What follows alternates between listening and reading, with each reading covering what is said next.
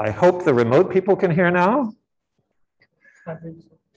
Audio is the secret sort of link disaster. Excellent, very good. So long data is different from big data because it's supposed to last for a long time. And there have been many projects over the years trying to build things that last for a long time. You may have heard of the Long Now project, which attempts to build, has built clocks that are designed to keep ticking for millennia. This sort of thing hasn't sort of, been actually new. People have tried to build long data institutions before computers were invented. Classic example would be the Library of Alexandria, which attempted to record all the books that they could record and existed for quite some time. So to some extent, the problems we're going to run into here are akin to the problems that the Library of Alexandria ran into. Eventually it got burned down by barbarians, right? Or whatever it was, that all this sort of thing. So it ended poorly. I'm hoping that this project that I'm working on will keep going for a long time. So we're going to see some of the problems that came when this project started. And I expect to see similar problems in the future. And I want you to think about sort of, if you want to build something that lasts, how would you address the problems that we're running into, at least with this particular project? All right, so a little background on this project. The time zone database is running in this computer.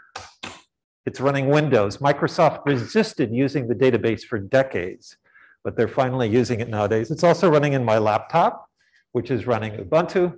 It's running in my cell phone, which is running Android, all that sort of thing. It contains a history of the world's clocks since 1970. So every clock on the planet, at least the ones recording official time, should be sort of using one of these times. So how would I precisely define long data? It's data intended to be sort of used and last for a long time. So decades at least, right? If you don't care about the database lasting for more than 10 years, I wouldn't call it long data. We're talking decades, maybe centuries. Of course, computers haven't been around since 1950. There are examples of long data. The Social Security Administration, for example, has been maintaining a database of records for decades. The problem with many of these other examples, though, is they're private. They're secret. The Social Security Administration is not about to release its information. So to some extent, one advantage of looking at the time zone database is because it's public, and the contributions to it have been public, and the development is almost all public. There are some emails exchanged amongst contributors that aren't publicized, but most of it is public. So this gives us sort of a leg up on discussion of some of the problems that you have with long data. A lot of these problems are well known to people that have built stuff like this, but they don't talk about it. I'm going to try to talk about it. All right. So one other difference here is that because this is public, it's public domain, which means there's no copyright interest, or there's no money to be made for it. I've never been paid a dime from this stuff. I'm not even being paid to give this talk. The contributors being unpaid volunteers means it's a project that's in some sense easy to manage, but in some sense can be hard, right? So here we go. So here's the problem. When I say I want to keep track of all the clocks in the world forever, I'm really talking about civil time. So this is the time that traditionally you'd see a clock on the wall. This classroom used to have a clock up there. They've taken it away because other things are more important. But even if it's not the clock on the wall, it's going to be the clock on my cell phone, or it's going to be the clock in the pocket watch, right? Whatever. And the problem is that these clocks change. Well, clocks are supposed to change. They're supposed to run at 1 second per second, but they have glitches. So in Los Angeles, we somewhat reluctantly in some cases change our clocks twice a year due to daylight savings rules. And it gets worse than that. Sometimes governments will change their minds about what the daylight savings time rules will be. The US has changed its mind about national daylight savings time about 5 times since 1970. Before 1970, it changed it even more often for various reasons. Okay, so the problem here is that we will have timestamps that were, say, generated back in 1988, and we want to be able to convert them from local time in Los Angeles to local time in, say, Buenos Aires. In order to do that, we need to know what the rules were in LA at the time, what the rules were in Buenos Aires at the time, in order to be able to make that kind of conversion. This kind of conversion is very important for things like, retrospective analysis of stock market transactions. I'm sure you can come up with other sort of reasons why. Okay. All right. All right. So let's take a look at how this was done by a couple of Turing Award winners.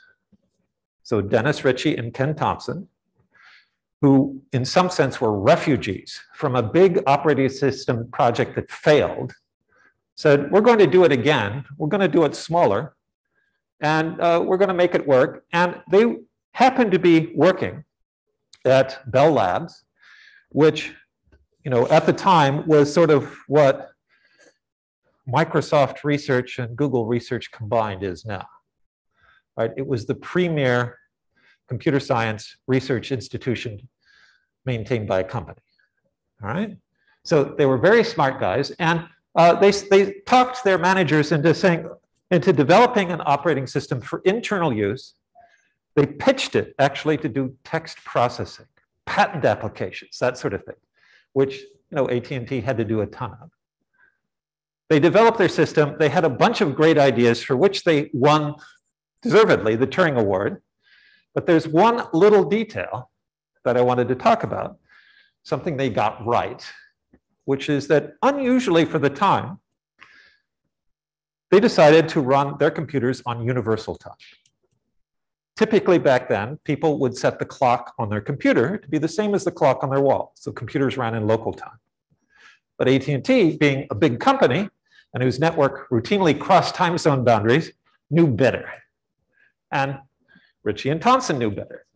So they said, we're going to run our computer on universal time. And when you want to see a timestamp, we'll convert it for you on the fly just before we display it. Right? So here's sort of the system call that they use. The system call is a standard interface for crossing the boundary between an application and a kernel. Right? And so this is the way that you ask the kernel, hey, what time is it? And the kernel will tell you. They had a system call called F-time. It's a pretty important thing in some sense. The original Unix had only 50 system calls, and this was one of them. Actually, there was another one for setting the time. It gave 4 pieces of information to the application.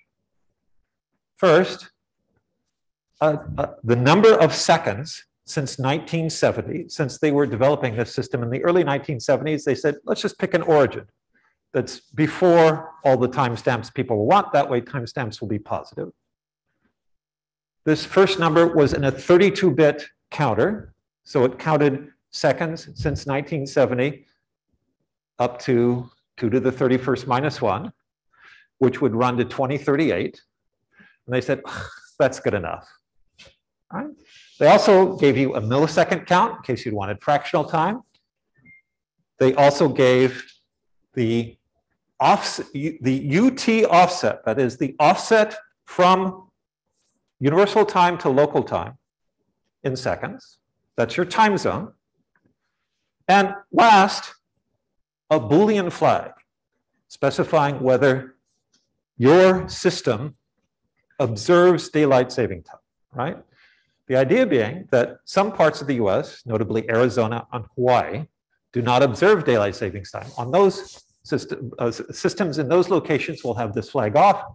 Everybody else is going to have the flag on. So that flag doesn't mean daylight saving time is currently in effect. It means it's sometimes in effect. All right, now, Turing Award winners doing first-class work, first-class organization, all that sort of thing. And there's a screw up here.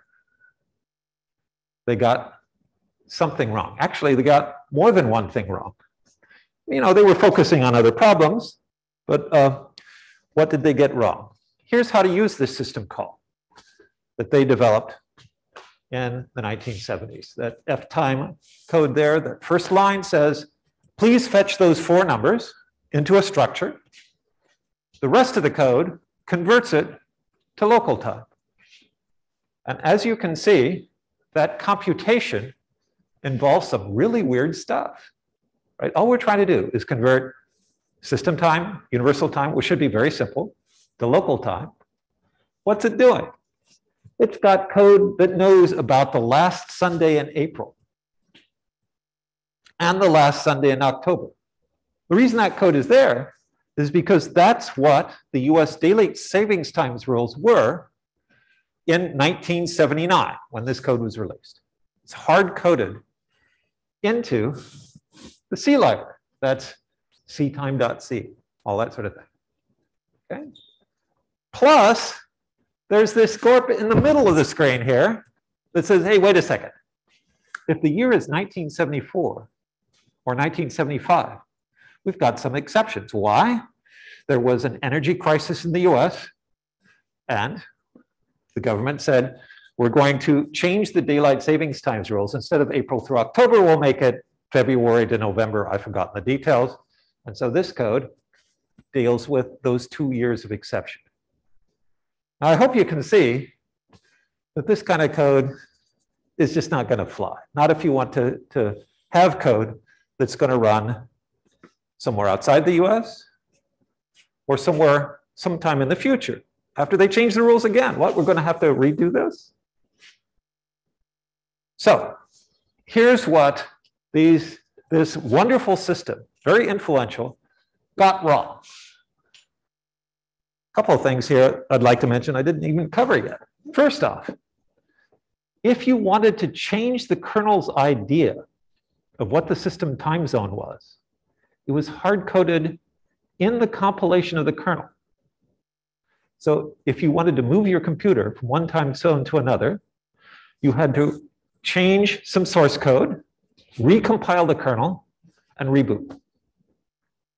Complete disaster by today's standards. At the time, they thought, oh, we're all experts, and we're all in New Jersey anyway, so it's okay, right? Second thing, the time zone and the daylight savings time flag were system-wide. Every program on your system had to use the same time zone. There was no option for having, one program use one time zone and one use another. The third thing that I've already mentioned is that the daylight saving times rules were hard-coded, which means that if Congress changes the rules, which they eventually did, you needed to recompile the C library and then relink your application. So this last bullet is even worse than rebuilding the kernel. At least in the first this, all you have to do is rebuild the kernel and reboot. The second one, you have to rebuild all your apps. All right. So what we need is something more flexible than this. And what's striking about how this pre-time zone database effort worked is how fitful and sort of interrupted the progress was. So Unix proved popular. AT&T decided to try and make money selling it. They came up with various releases called System 3 and System 4, which never made it out the door. But System 5 fixed an easy part of the disasters that we're talking about. First off, they gave up the idea of having the kernel keep track of the time zone or daylight savings time, because that was a system-wide thing. That was not a good thing. So the kernel keeps track only of universal time.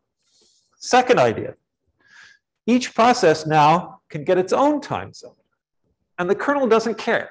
The kernel doesn't really know or care what your time zone is. It's up to you in user mode to figure out what your time zone is.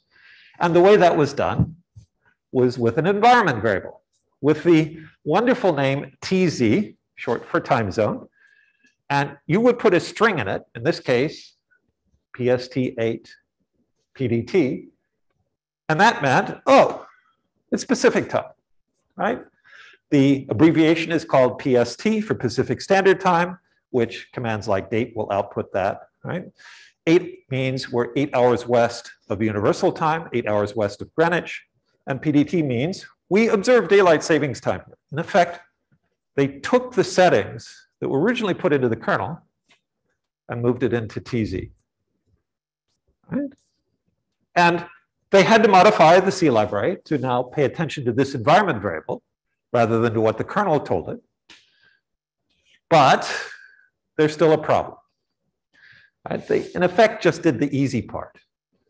The hard part, which is the daylight saving times rules, were still hard-coded in the C library because the TZ string didn't address that. So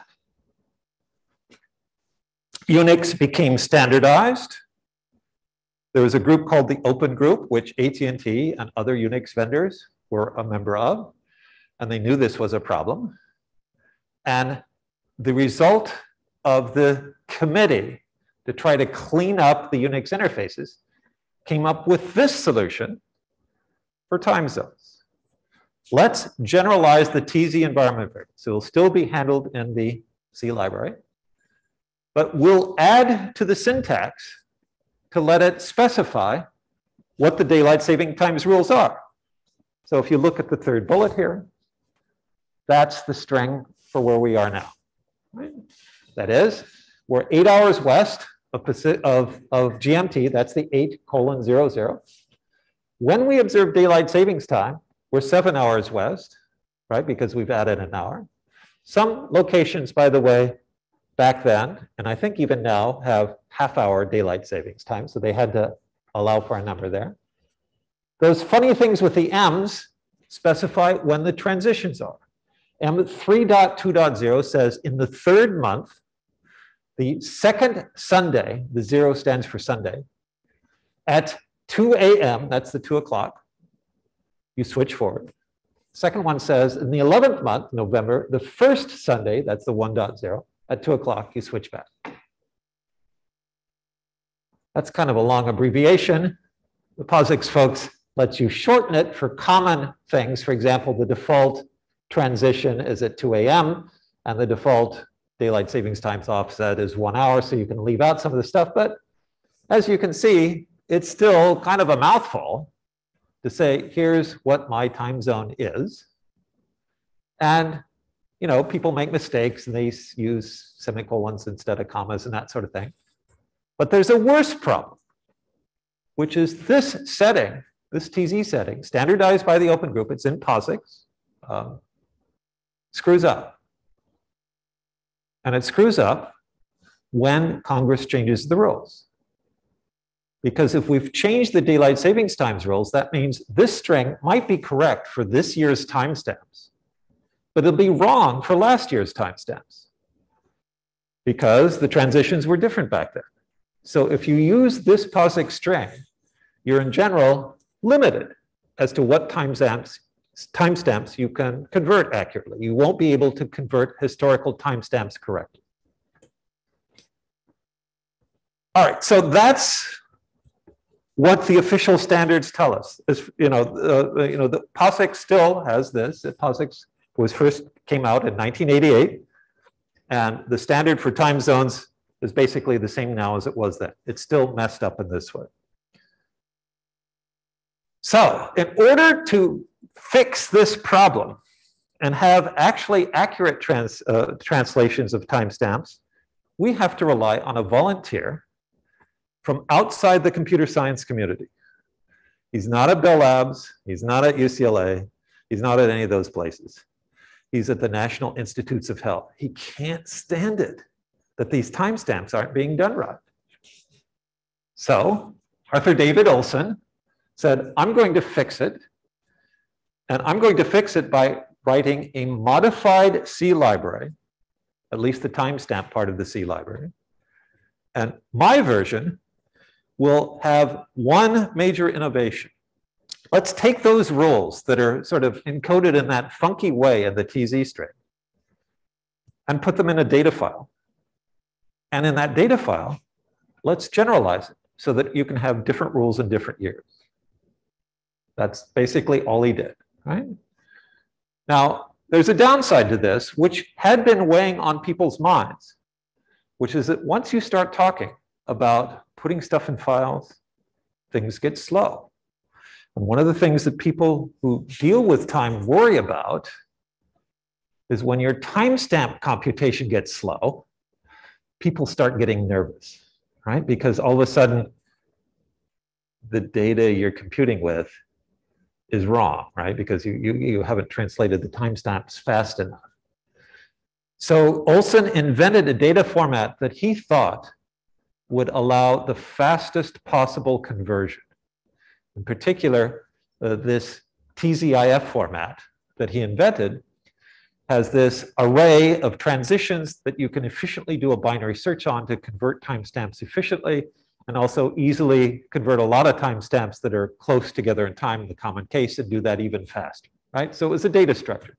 We're not talking genius level data structures here, but trying to do the right thing in terms of efficiency. And he wrote a compiler that would generate this efficient format. That compiler is called ZIC, for Zone Info Compiler, because the source data is called Zone Info files or ZI files, and the binary is called TZIF. So if you log in to CSNET or run Ubuntu on your laptop or whatever, you can run the command ZIC, create your own time zone files with whatever data you want. You can create an imaginary time zone for, I don't know, an island off the coast of California. Let's pretend Catalina is in its own time zone. You can create a time zone for Catalina, simple text file, run this command, and put your computer into it. No problem. Now, if this had just been code at NIH, I wouldn't be talking about it right now. But the sort of commotion that we sensed in POSIX was a real problem in commercial applications. And Sun Microsystems, which was a young and hotshot company at the time, picked up this idea and said, we're going to support it in our C library. Other vendors were less enthusiastic. HP, for example, had its own notion of how time zones should be done, but they weren't as good.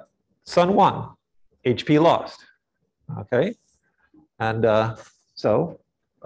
once Sun took it and other vendors took it, it became quite popular. Microsoft was the last major holdout. They held out for decades, but they've finally started using it recently.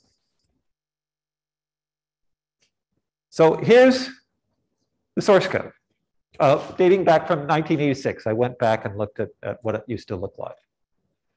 So what we have here is a list of zones. Each zone represents a time zone. In North America, well, I guess the Aleutians and the Hawaiians aren't really North America, but close enough, right? And each one has what's called a GMT off here, which is the offset from universal time. Here, notice the signs are the opposite because Olson uses negative for west of GMT, positive for east of GMT, which is what most people use outside of POSIX. And then the last two columns are the more interesting ones. First, there's a rule column, which specifies what the daylight savings times rules are for that zone. And second, there's a format which specifies when you ask what's the date, and it tells you the time zone, what string should you give you?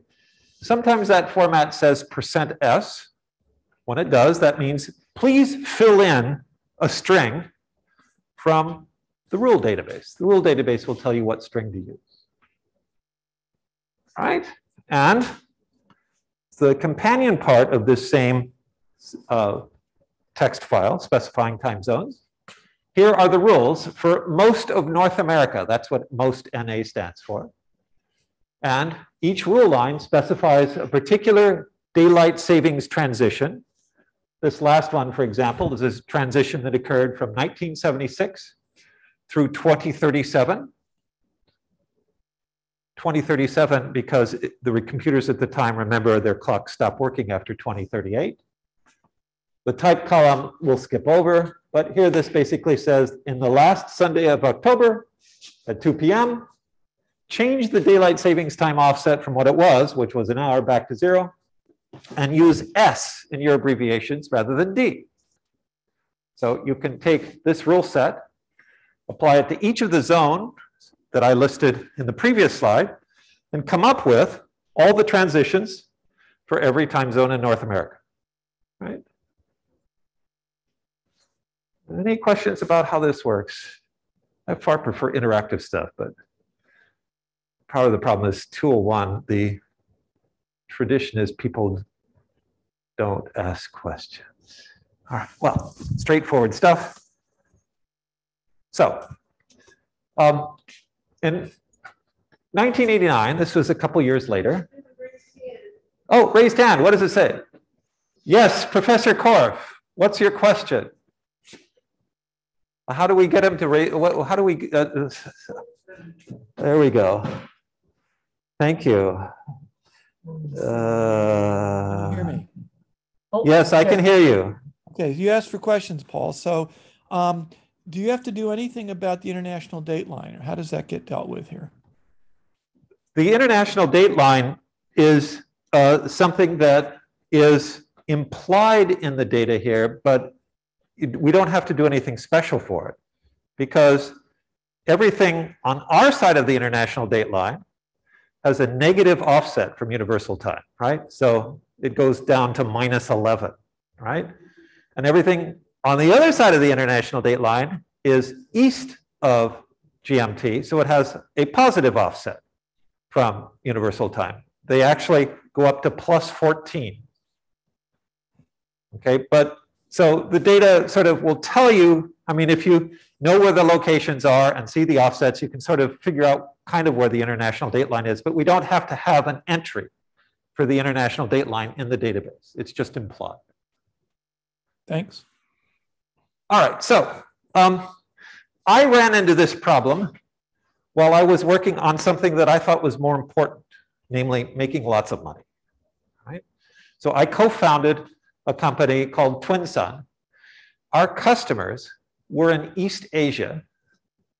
Arthur David Olson's database, which was, used by Sun Microsystems and other places, had good coverage for North America. You saw it. Had pretty good coverage for Western Europe. Had entries for Japan and Taiwan and South Korea. And after that, it kind of petered out, right? So it didn't have entries for Indonesia or any of a bunch of other places that we wanted to sell to. So I said, oh, I'll fix this in my best sort of public-spirited way. I'll create entries for the countries we want to sell to. And since this is really, very small thing, we'll just contribute it back to the NIH, and then all of our computers will be properly set for all of our potential customers. But unfortunately, I got hooked. I said, this is kind of, there's a certain kind of personality. People will go into coin collecting or stamp collecting. My brother is a big genealogist. He's computed our family tree back to the 13th century in some cases. He just loves this stuff. It's a kind of a cataloging thing. And I got the bug when it came to time zones, right? So I'm a time zone collector, or at least I became one. And this wasn't really part of my job, right? All I had to do was add like half a dozen entries and all the countries I wanted would be covered. But I thought, let's just get it done, right? So how hard could it be? was sort of my feeling. So in my spare time, I couldn't really justify the company's time on this. I said, I'll just work on adding entries for the rest of the world. Why not? I mean, there's only so many countries. So it turns out UCLA had part of the answer for me. I am a life member of the UCLA Alumni Association. By the way, you can't become one. They stopped granting life memberships because they weren't making enough money from us life members, right? One-time payment and then no payments thereafter, right? So I'm afraid you're going to have to be gold members if you want to do this. But they gave me a lifetime UCLA library card. The computer system at the library couldn't handle that. So it has an expiration date of December 31st, 1999. That's the best they could do. I still have this card. And I went to the library and looked up all the information I could find. This was back in the day when this stuff was not online. In fact, a lot of the stuff still isn't. So I had to actually go look at books. And I found out that the very best books on the topic were written by astrologers. I had assumed that there would be some sort of band of timekeepers and all I had to do was find them. And in some sense, I was right. But I was right only in a sense that the people who cared most about this stuff were astrologers. I found several of them, and the most detailed of which were written by Thomas Shanks. In fact, I brought copies of them. Here they are, right? And I'll show you, he has one book for the US, which is the thicker one. And every location in the United States is here. Very small print, 8.5 by 11. And then it maps into timetables. Each one of these timetables gives you the entire history of local time at that location. I'm holding this up rather than putting it on the screen for a reason. We'll see the reason later. But trust me, this is a big, long book. It's got 600 pages, 8.5 by 11, triple column, very fine print. And this is just for the US. All right. So I said, well, that partly answers my question. How hard can it be? It can be pretty hard. And I want to talk a little bit about Thomas Shanks. But before I talk that, I want to do a digression about another much more famous person, Albert Einstein. I'll bet you didn't know he was inspired by time zones as well. In the following sense, Switzerland didn't introduce standard time, the same time zone for the entire country, until 1894, when Albert Einstein was 15. So in his boyhood and early teenagerhood, he would get on trains, and every town you went by, the clocks would be different. Not because time had passed, but because they disagreed on what local time was. Right? So the clock you had, the watch you had in your pocket would start diverging from the clocks you saw on the towns that you went by because the time was kept differently there. And so Einstein, I don't think this is a coincidence, eventually came up with the theory of relativity, partly inspired, I believe, by his childhood experience. I don't have hard evidence of this, but it's hard to imagine that he wasn't sort of thinking about this at least a little bit when he came up with relativity. So basically what's happening here is the problem of timekeeping can be an inspiration. Okay? Thomas Shanks had a similar situation, although decades later. He was born in Lima, Ohio on April 9th, 1942 at 2:55 Eastern War Time. That's an EWT. It's not Eastern Standard Time.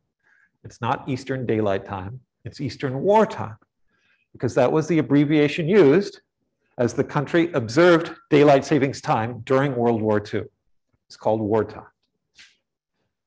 And as a graduate student, oh, by the way, the reason I know this particular detail is it's written in this book under his bio, right? So I look at the biography of him, And he gives that exact detail. And the reason that detail is in the book is what happened to him when he became a grad student. He sat through talks like the one you're hearing now, humanities departments, and kind of got bored. And instead of doing the stuff that he was supposed to be doing, he got interested in astrology, which is the theory that you can predict people's lives by looking at the configuration of the planets when they were born. And he did a lot of research on the factual basis of astrological assertions. That's a quote from him. And found out that there was a market for this. And the market consisted partially of the fact that astrologers were, and still are, notoriously computer averse, but they had needs that could be satisfied only by computers. So what he did was he wrote software to convert local time, which is the time you find in birth certificates, to astronomical time, which is the time that you need to do sort of do astrological predictions. And he gathered data from newspapers all over the country to find out when everybody changed their clocks. At the time he was doing this, the people most likely to pay astrologers were born in, say, the 20s or the 30s. So they wanted to know what time it was then. So he gathered all that data. Back then, every place in the country sort of had their own time zone, it seems like. So he gathered a lot of data, put it into his computer. Unfortunately for him, most astrologers didn't use computers, so he couldn't sell them his software. Instead, he published these books, which are essentially printouts from the Fortran programs that he wrote. Well, that's a lot of data, okay? And what I did was I looked for the gist of this data. That is, one option was scan all the data, and then write a program to analyze it and figure out what you want. I didn't do that. I actually read the data, figured out what sort of TZDB format files I should generate, and found out that a lot of the stuff that we had in TZDB was wrong. For example, we just had one entry for Japan.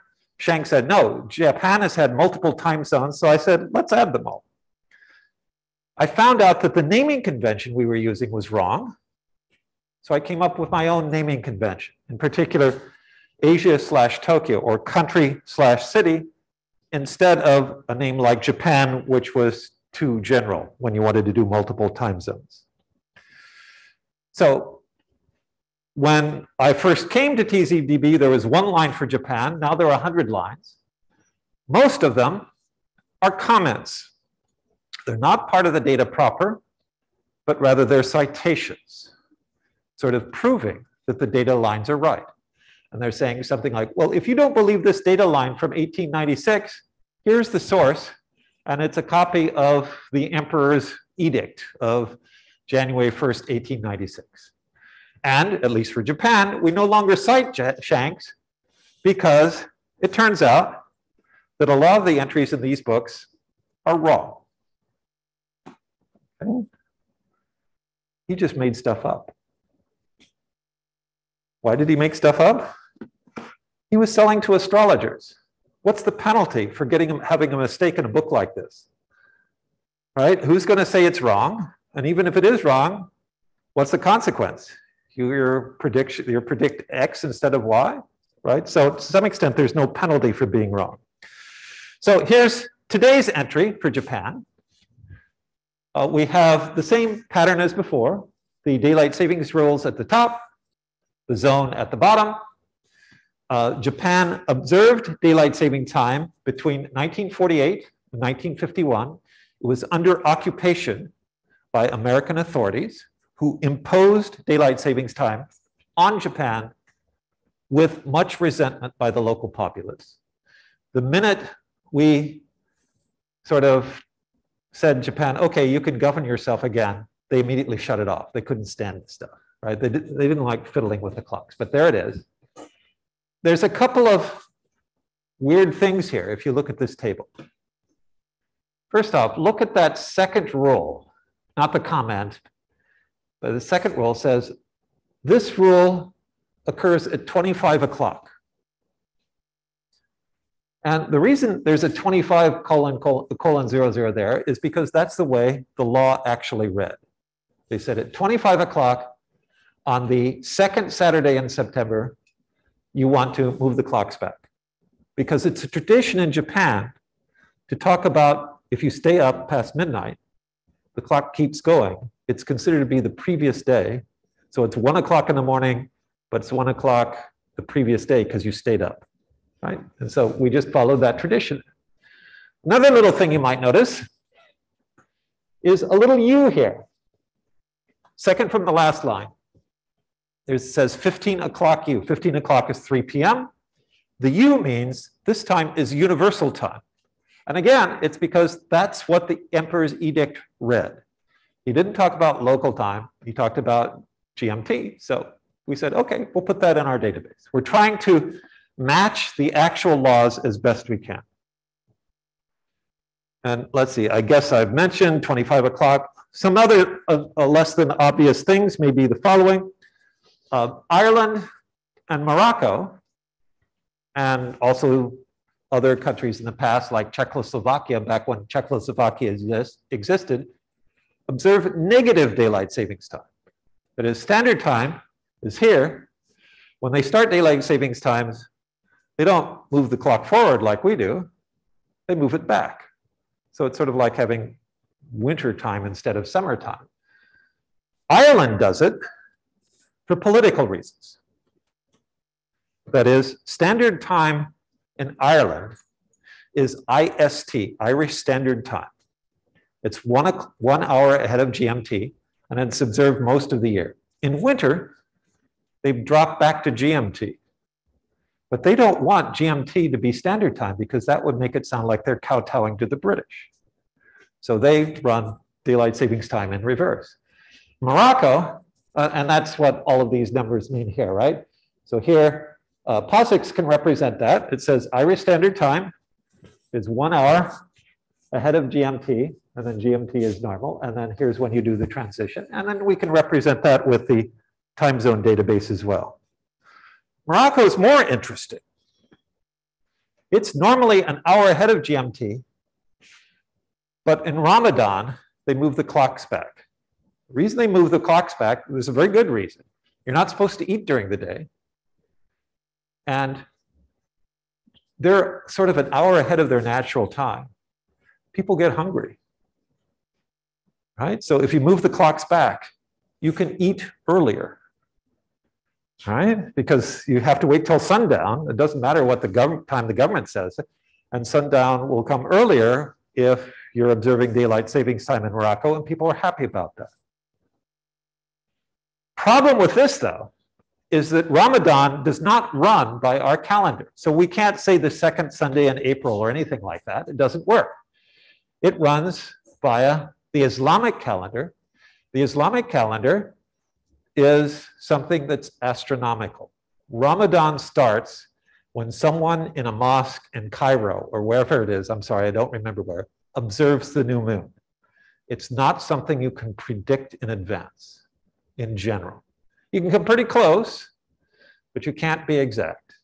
The way the Moroccan government deals with this is that every year they say, here's when we're going to move the clocks back. And they arrange for the clocks to be moved a couple of days before Ramadan could possibly occur. And then to be moved forward a couple of days after it's got to be over by then, right? So they have some slop around it. How are we going to deal with that? Because our source code doesn't know about the Islamic calendar, and the Islamic calendar can't be computed anyway in general. Here's where I got help from two eminent computer scientists who have written the definitive book on how to compute with calendars. They've written some code in Lisp, it's ported to Emacs, and I can use it to calculate the Islamic calendar's predictions as well as anybody can. I wrote that code, and I came up with predictions for Morocco from now until the year 2067. Here's the first couple of predictions, and I hope it's right. So the problem here, of course, is we're trying to predict the future of civil time.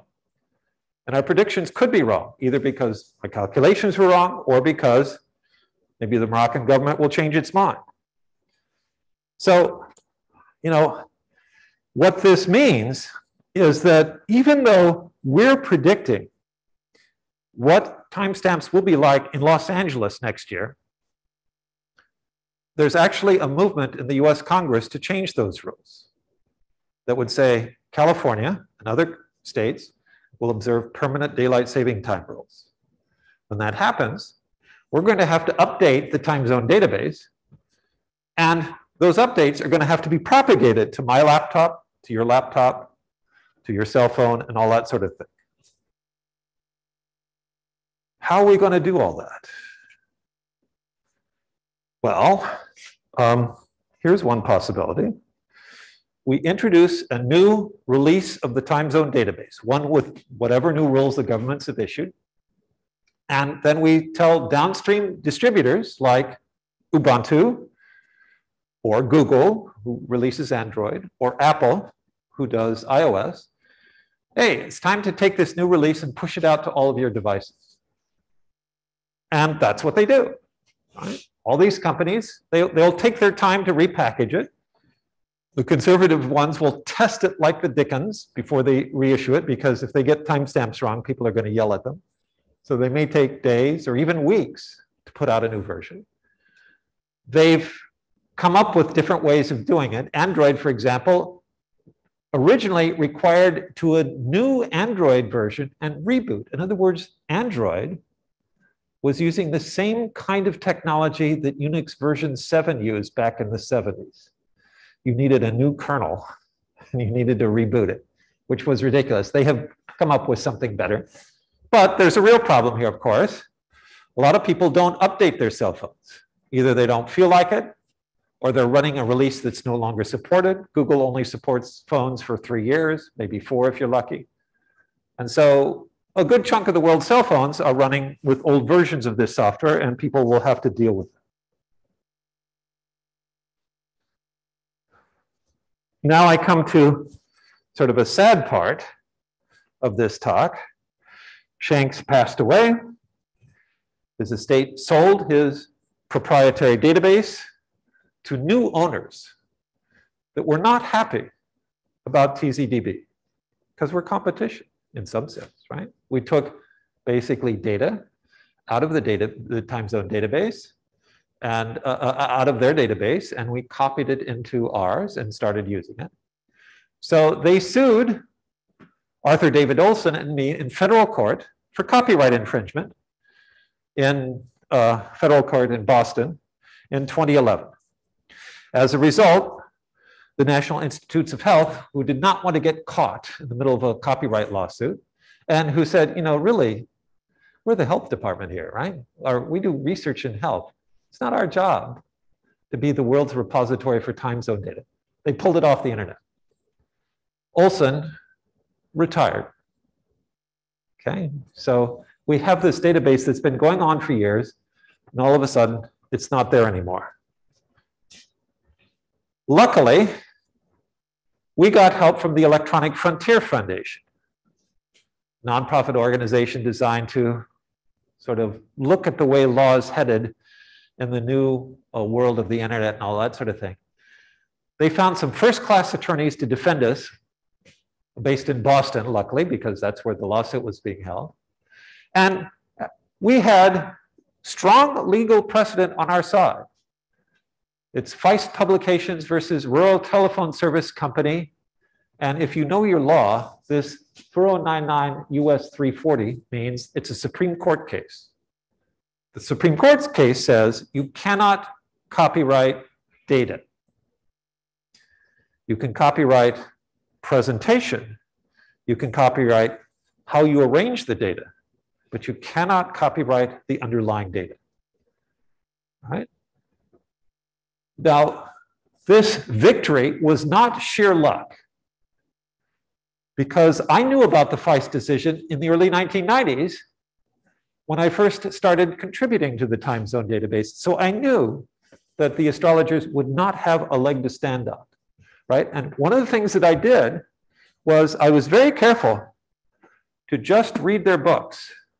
I never, Shanks also sold software to astrologers that could run computers, but I never bought a copy of the software. I never ran it. I only read the books.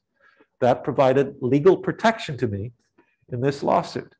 And it's one of the reasons, by the way, that I just waved the books here in front of, rather than actually copying pages and putting it into the slideshow, because that could be construed as a copyright infringement, whereas if I show you the original book here, that's not copyright infringement. I was very careful about it.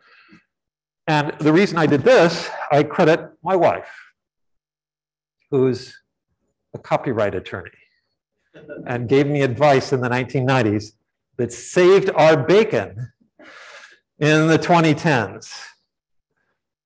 We were helped not only by the Electronic Frontier Foundation, but also by the IETF, the Internet Assigned Numbers Authority, which most people in the world have never heard of, but which is an outgrowth of work done at UCLA and at ISI down in the Marina.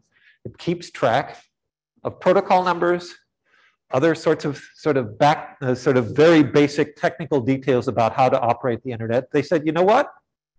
This database is one of those things. It's a bunch of numbers, basically, a few letters as well. Everybody on the internet uses it. We should sort of host it. So they now host it. One of the advantages of doing work for the IANA is you get very short URLs, right? So you can now look us up there.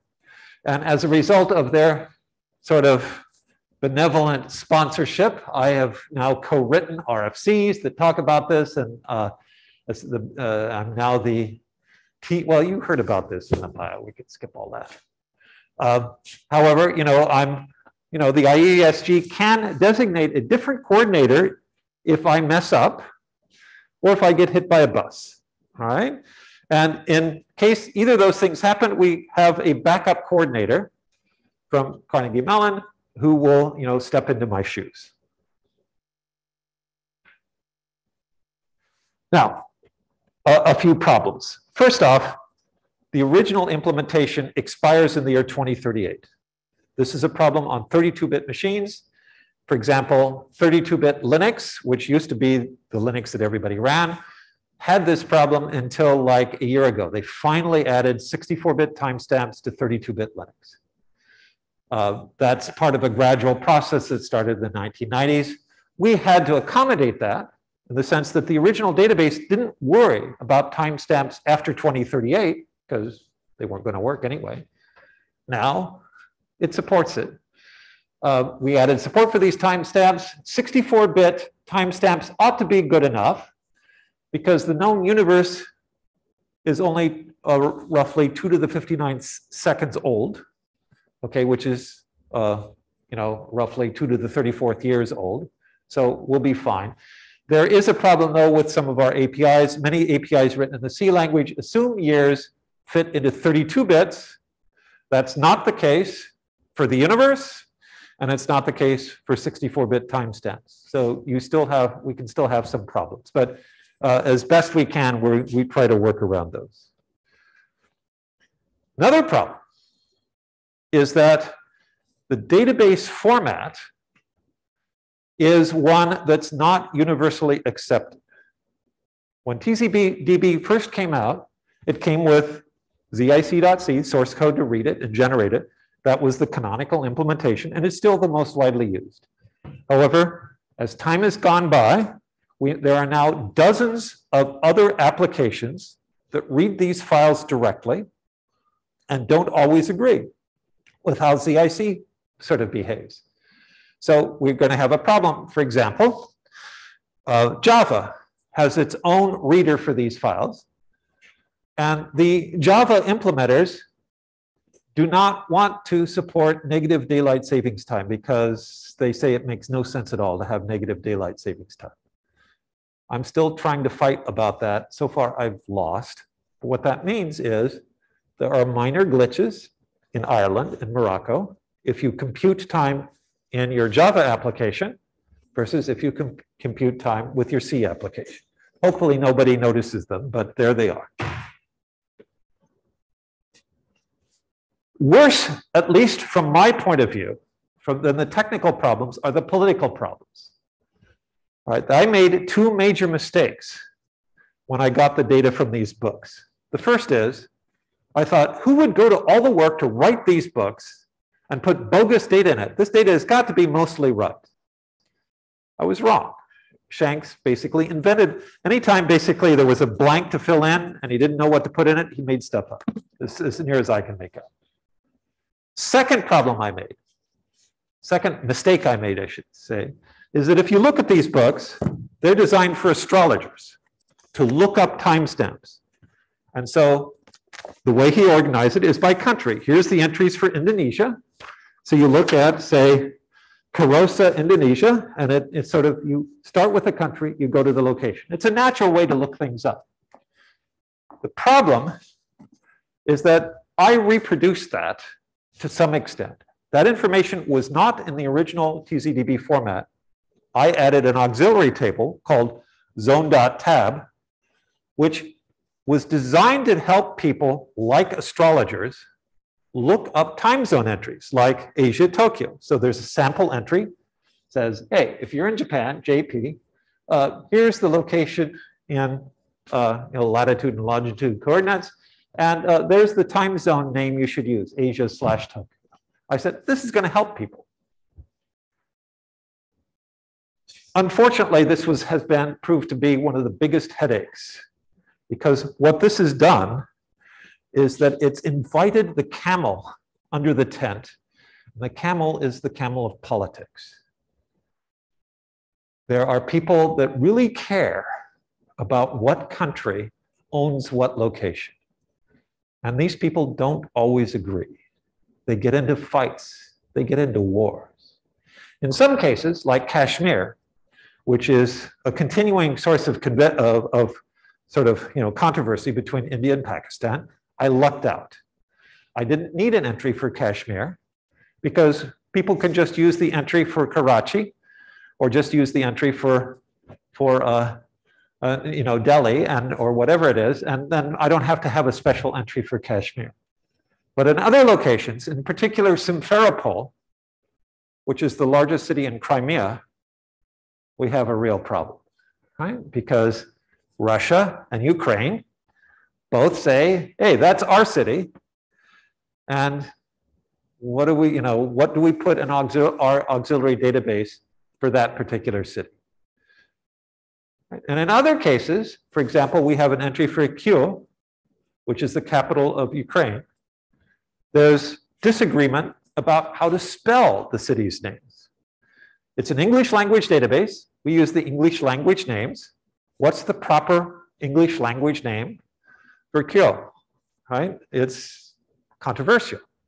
Traditionally, maybe 100 years ago, it was Kiev, which is derived from the Russian spelling.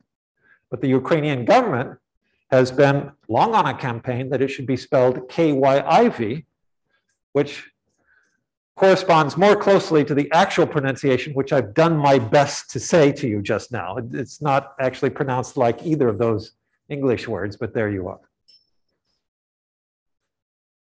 I've got an email from the head of cybersecurity from the Ukraine talking about this topic, and I expect to get more in the future.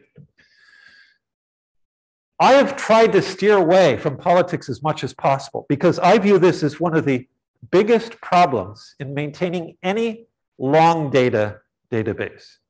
It's the problem that the Library of Alexandria eventually ran into. The people who burned it down didn't believe in the politics of the people who were running it.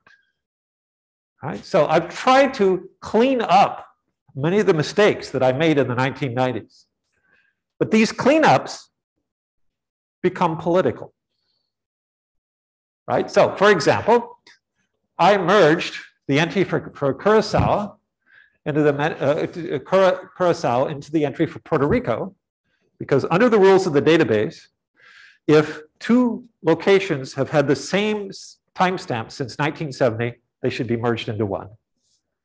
But as you can imagine, the people in Curacao or their friends are saying, wait a second, we're our own separate country, or at least our own separate colony, or whatever they are.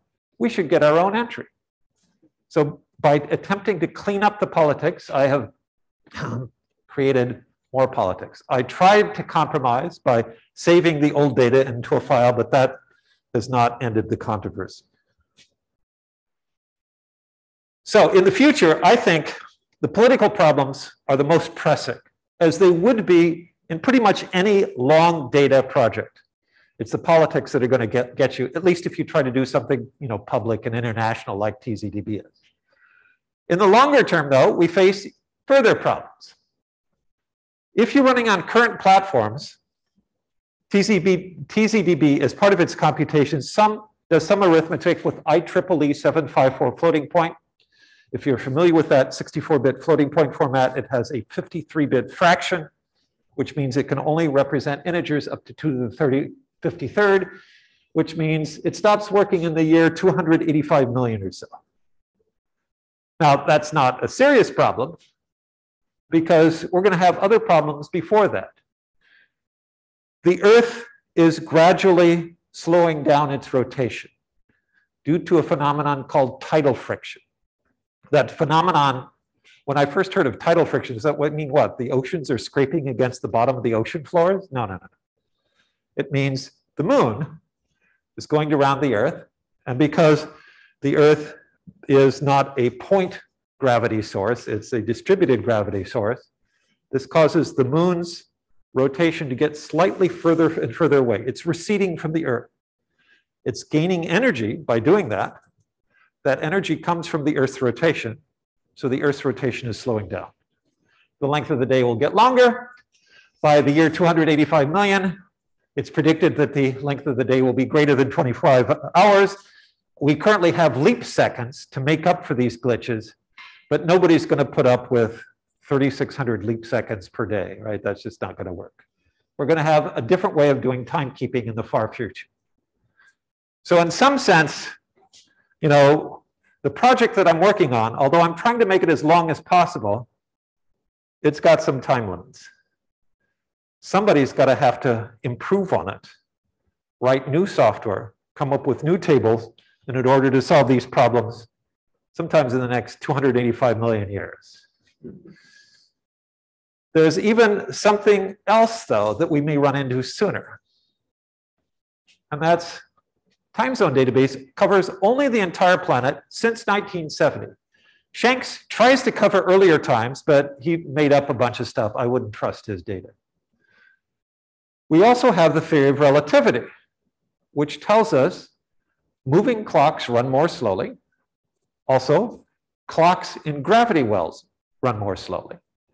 What that means is people in the International Space Station have clocks that run a little bit more slowly than ours.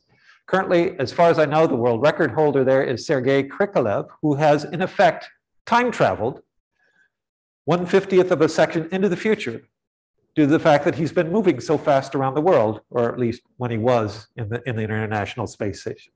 What entry should he use? Well, if it's only 0.02 seconds, I guess it doesn't matter. But as you can imagine, if technology improves and people move faster, this is going to turn into a real issue. There are also problems on other planets. The Mars day is longer than the Earth day. The way the folks at JPL address this problem, if they have built special watches, Seikos, I believe they are. They've adjusted the quartz oscillators in them, so the clocks run a little bit more slowly. They run with a second that's 1.02 whatever Earth seconds. And they use that to figure out when they should do their sort of measurements. Each mission on Mars makes up its own time zone just for that mission. So there is no organized system of time zones on Mars. But eventually, if Elon Musk has his way, there will be. He will find out there are problems. Mars's orbit is more elliptical than ours. And so having a constant day during the year isn't going to work, but oh well. It gets worse on other planets. A Mercury year is half of a Mercury day due to the way that the planet is locked in. It's a Mercury-Venus thing. It's a very strange thing. So how do you do dates on Mercury? A Neptune day is even worse. the gas giants rotate at different speeds depending on the latitude. So on Neptune, a day is about 12 hours at the poles and about 18 hours at the equator. The equator doesn't go around as fast as the poles do. So how do you figure out what time zone you're in there, right? What this is suggesting is that trying to keep track, in some sense, the phrase universal time is a complete misnomer, right? It's a grandiose thing. It's like calling something the World Series. It's not the World Series. It's just the American Baseball Championships, right? Universal time is not universal at all. It's just the timekeeping we use on this planet at sea level. It doesn't even work perfectly for people that are orbiting. So if we want to make this time zone database project work well in the future, we're going to have to address some of these issues, assuming we manage to actually get off this planet. Anyhow, well, I hope you don't mind hearing about my hobby, because essentially that's what this has been. This has all been stuff I do as part of volunteer work and spare time and all that sort of thing. Most of the talks you hear in this room will be people who are professionals that have worked like crazy, for days in and out. That's not what I've done. This has just been mostly fun stuff for me, and I hope it's been fun for you. Any questions? 2 participants raised their hands, so we get to figure out how to get this to work here. How does software handle? All right.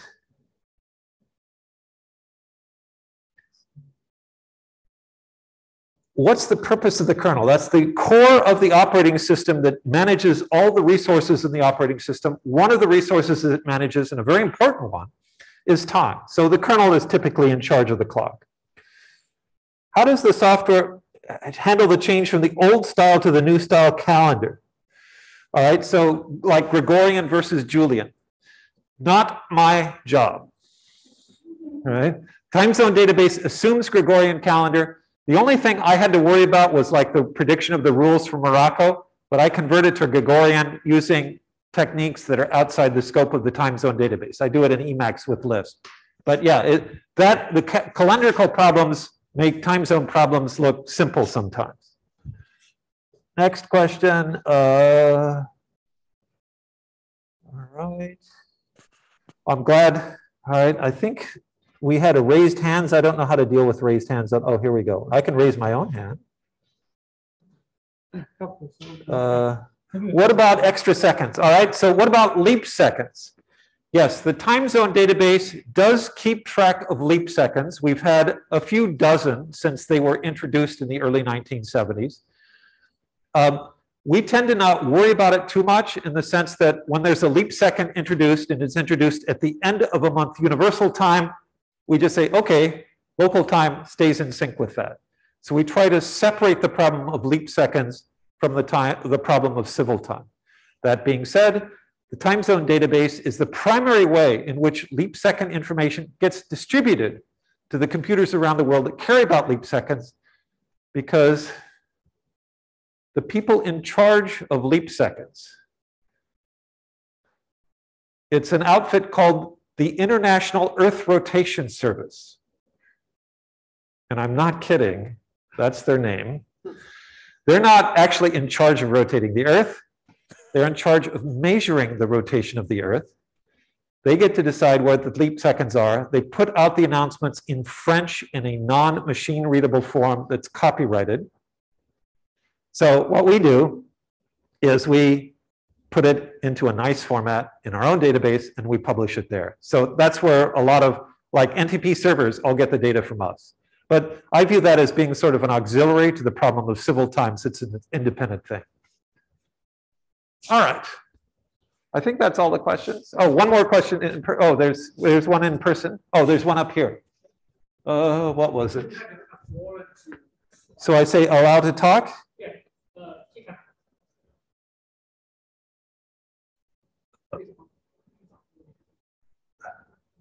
I'm pressing allow to talk every time I can. Can you hear me? I can hear you. Oh, hi. This is Warren Usui. online. Do you know why Morocco is the only country that has a odd time zone because of Ramadan? Because I'd figure that would be widespread.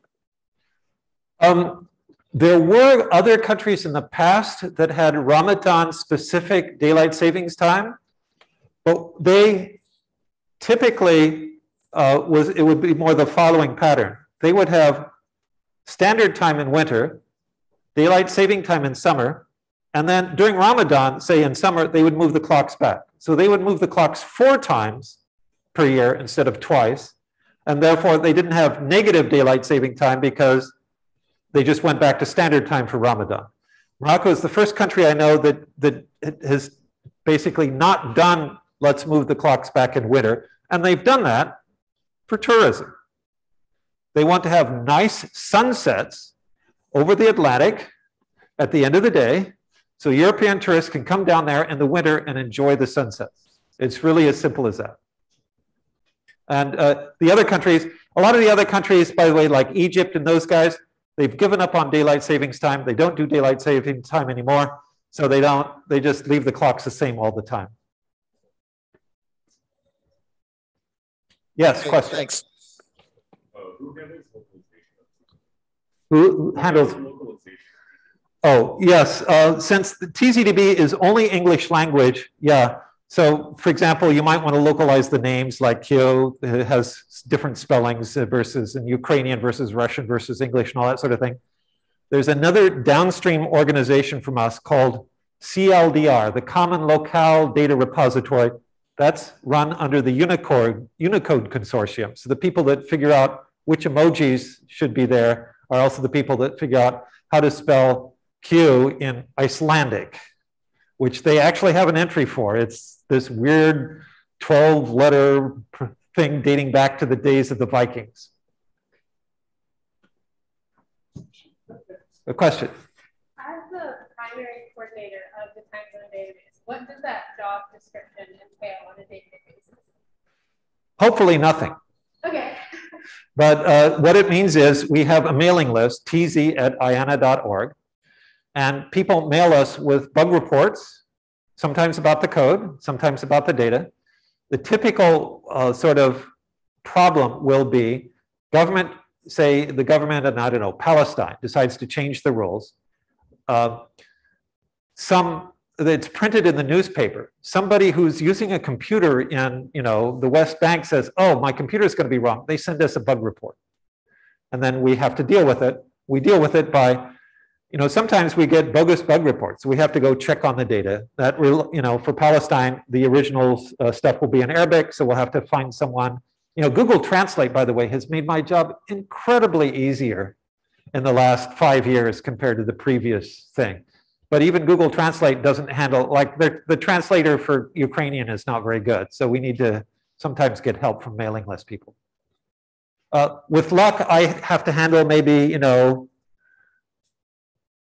3 messages a week. But in intense periods, it can be more like 3 messages per hour.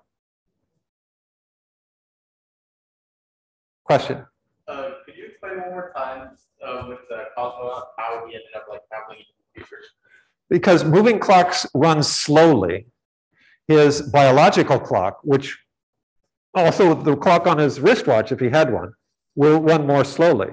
So in effect, he's time traveling into the future, right? Because it's now a day later by his clock, but it's a day plus 20 milliseconds by our clock. So he's traveled not very quickly compared to us, but a little bit faster than us, and that counts as time travel. I mean, if you go back to H.G. Wells, the time traveler would experience some time in his head as he traveled forward 100 years.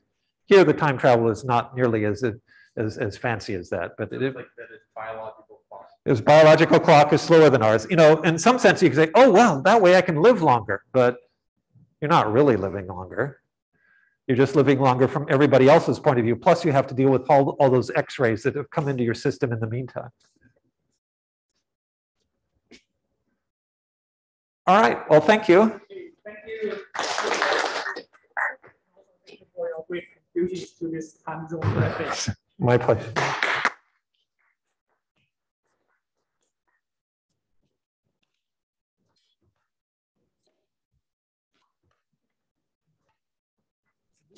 So this the that's kind of like we're trying to ensure that someone already did a kind of that